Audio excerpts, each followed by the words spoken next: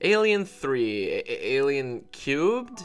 Well, that's a silly way to sum up your title. This is the third entry in the now outdated Alien trilogy. Like all threequels, it has the toughest job. Not only do you have to continue a story while being unique to the previous films, but you also have to evolve the characters in new ways. Alien 3 almost achieves that, and while it's not necessarily the plot I would have created, it still has a number of satisfying elements. This time, Ripley's pod crashes on an all-male prison planet. Right away, they reveal that Newt, Hicks, and Bishop are all dead, which, you know, it kind of sucks for the audience because we loved them in Aliens, we rooted for them to survive, and to instantly kill them in the sequel makes the last film feel pointless, and there should be no reason for that. It's also revealed during the opening credits that a facehugger found its way on board.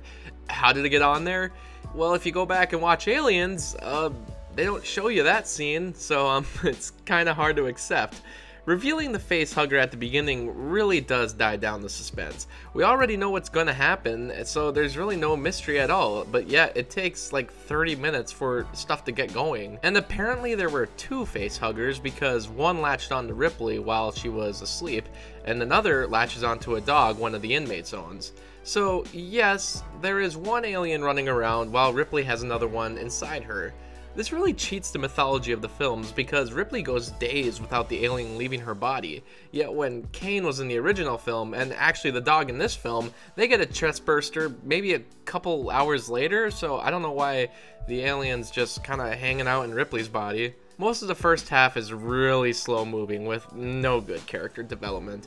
The only characters I really like is, well, Ripley of course, which is crazy that Sigourney Weaver continued a character that in the last film earned her an Oscar nomination. I also like Charles Dance as Jonathan, mostly because he's just kind of a positive in this gloomy prison world, but of course he ends up dying halfway through the film.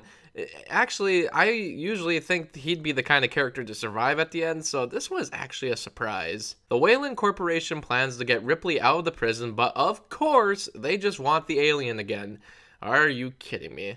Then Lance Henriksen shows up as the destroyed Bishop, and as a new Bishop, who apparently isn't a robot, but is the actual designer of the Bishops. Yeah, this was a really random aspect to add to the film. But hey, at least Henriksen gets a chance to come back to the film. The effects are actually pretty good once again, and the overall look and setting of the film is engaging. I suppose this was an obvious direction for the franchise. Every film aesthetically looks different. It went from horror to war to a prison movie. Alien 3 actually gets really good when Ripley understands that she's gonna die. She then decides she'll kill the alien on the loose, then kill herself to make sure the alien inside her never exists. It's a dark determination, but it makes the third act dramatic and kind of enduring.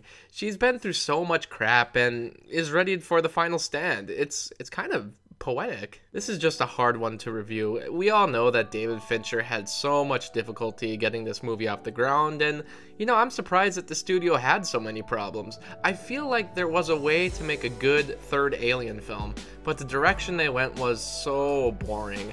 I like that they tried to make it a character piece on Ripley, but it doesn't pan out as well as it should. The best scenes are towards the ending, especially when she jumps to her death at the climax. In fact, most of the people in the prison die. It's really brutal.